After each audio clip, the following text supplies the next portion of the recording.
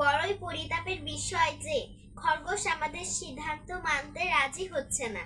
তাকে আমরা সকলে সাধ্যমতো বুঝিয়ে বলেছি, জাতীয় স্বার্থে সকলের আত্মত্যাগের জন্য প্রস্তুত থাকা উচিত। খরগোশ অবুঝ, সে কেবল নিজের জীবনকেই বেশি মূল্যবান মনে করে। কে না জানে এক ভীষণ বাঘের অত্যাচারে আমাদের সকলের জীবন বিপন্ন। এই ভয়ানক ব্যাঘ্র প্রত্যহ নির্বিচার বহু পশু হত্যা করে, কিছু খায়, কিছু ফেলে রাখে। আমাদের এই অনুরোধে শেয়াল বাঘের সঙ্গে আলাপ আলোচনা করে, একটা আপোষ রফা করে। সেই অনুযায়ী স্থির হয় যে অদ্য খরগোশ স্বেচ্ছায় মহামান্য বাঘের খাদ্য হিসেবে নিজেকে উৎসর্গ করবে। কিন্তু খরগোশ এই প্রস্তাব মানতে অনিচ্ছুক। এখন উপায় কি? আমি আর একবার শেয়ালকে বলি, আপনাদেরও বলি, খরগোশকে বুঝিয়ে বলুন, তাকে রাজি করান। দেখো খরগোশ, আমি অনেক কষ্টে বাঘকে শান্ত করেছি। সে বলেছে যে তাকে যদি রোজ একটি করে পশু আমরা উপহার দেই, তবে সেদিন সে আর অকারণে অন্য প্রাণী হত্যা করবে না। আজ তুমি বীরের মতো সাহায্যে এগিয়ে যাও, কাল তোমার পথ অনুসরণ করে অন্যজন যাবে। সকলের মঙ্গলের জন্য নিজের প্রাণ বিসর্জন দিতে তোমার ইচ্ছে করে না? না, আমি অন্যের খাদ্য হতে চাই না। আমি নিজে খেতে চাই, বাঁচতে চাই। সে সকলেই চায়, কথা তা নিয়ে নয়। যেদিন আমার সময় আসবে আমি পিছপা হব না। অবশ্যই হয়তো আমাকে নির্বাচন করা কখনোই ঠিক হবে না, কারণ আমার সর্বাঙ্গে কাটা, চেহারাও বিঘুটে। বাঘ হয়তো আমাকে দেখে খাওয়ার বদলে খেপে যাবে, তাতে সকলের বিপদ আরও বেড়ে যেতে পারে। অবুঝ হয়েও না, দেরি না করে বাঘের গুহায় চলে যাও। ঠিকই বলেছে, শেয়াল যা করে তা আমাদের মঙ্গলের জন্যই করে। অবশ্যই এর মধ্যে আরো একটু কথা আছে। সজারু কথাটা ঠিক ঠিক আবার এর উল্টোটাও ঠিক। একটু পেখম ছড়িয়ে বলো, সবাই সহজে বুঝতে পারবে। অবশ্য এর মধ্যে আর মানে কাদাকার হওয়ার যেমন সুবিধা অসুবিধা আছে, তেমনি বেশি সুন্দর হওয়ায় অসুবিধা অনেক। আমি সব সময়ই যেতে রাজি আছি। যেদিন সকলের আমার যাওয়া স্থির করবেন আমি নিশ্চয় যাব। তবে আমি লক্ষ্য করেছি, আমাকে সামনে পেলে সবাই খাওয়ার কথা ভুলে যায়, আমার শোভায় মুগ্ধ হয়।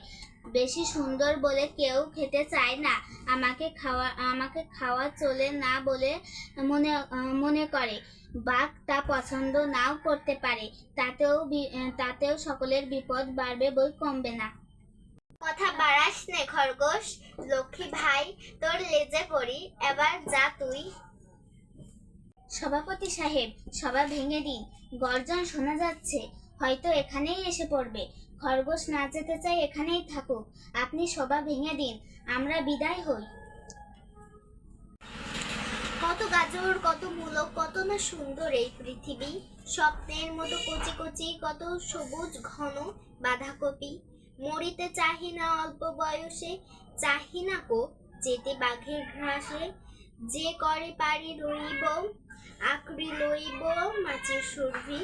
আহা কত গাজর, কত মূলো, কত না সুন্দর এই পৃথিবী। সকলে বলে ভেজিটেবলে শক্তি বাড়ি, বুদ্ধি গজাই। ও ভাই পালং, ও ভাই মূলো, শীঘ্র বলো মুক্তি উপায়। গাজর, কপি, মটরশুঁটি খেয়েছি রোজ মজায় মজায়, তবু কি আজ হবে না আজ বিপদ যখন নাকের জগায়। পেয়েছি পেয়েছি পেয়ে গেছি ভাই, ফুর্তি বুদ্ধি ফুর্তি ফুর্তি। এখনই দেখিবে কেমনে হবে কার্য সিদ্ধি, ফুর্তি ফুর্তি। বাবারে বাবা, কাঁপিছে প্রাণ, হাঁকিছে বজ্র নির্ঘোষ। দেখিয়া দেরি আসিছে স্বয়ং, খেপেছে বেচে রাক্ষস।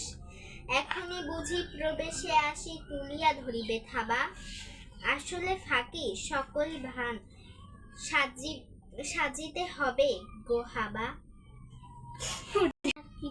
আমি ক্ষুধার্ত, কথা ছিল সূর্য খাড়া মাথার ওপর ওঠার সঙ্গে সঙ্গে আমার দুপুরের খাদ্য আমার সামনে হাজির হবে। হয়নি কেন?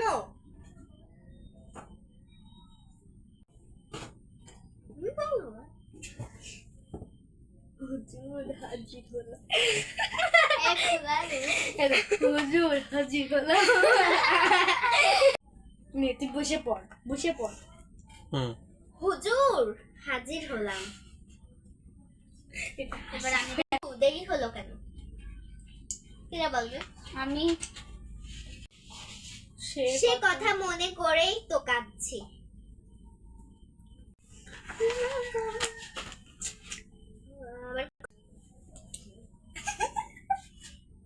তোর মনে আবার এত দুঃখ থাকবে কেন? এতটুকু পশু তুই, তোর সুখী কি আর দুঃখই কি? আমার অনেক দুঃখ, মনে অনেক কষ্ট। আমার অভ্যন্তরে যেতে হবে বলে তোর এত দুঃখ? দেখ, আমি হচ্ছি এই অরণ্যের রাজা বাহাদুর। আমার উপরে কেউ নেই। আমার দৌড়াদার পেটের মধ্যে যেতে পারা তোর মতো ক্ষুদ্র পশুর পক্ষে এক মহা সৌভাগ্য। আমি এত ছোট, এত সামান্য, পরিমাণে এত অল্প। আমাকে খেয়ে কি আপনার কোনো পরিতৃপ্তি হবে? এই দুঃখে কাঁদছি। কি বললি? কি বললি? এত ফোপাস নে, ফোপালে তোর গোপ আর পশম ও এত থরথর করে কাঁপে যে তাতে সব কথা আটকে যায়। কিছুই পরিষ্কার করে বুঝতে পারছি না। গোড়া থেকে বল, কাঁদছিস কেন?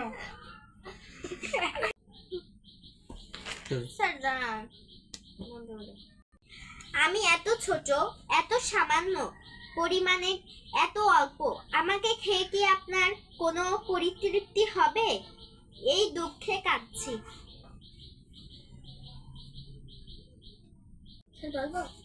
আমি আবার তোর বেড়াল ভাইয়ের দাদা হই কি না?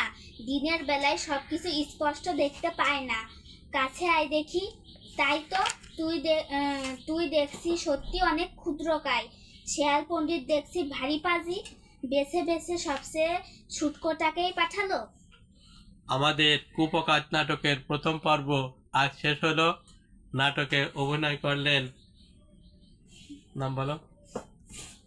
জেরিন ইসলাম, সিদ্রাতুল মুনতাহা মাহি, অদ্রিজা বিশ্বাস, মাজনিন। ধন্যবাদ। একটা হাততালি হয়ে যাক। তাড়াতাড়ি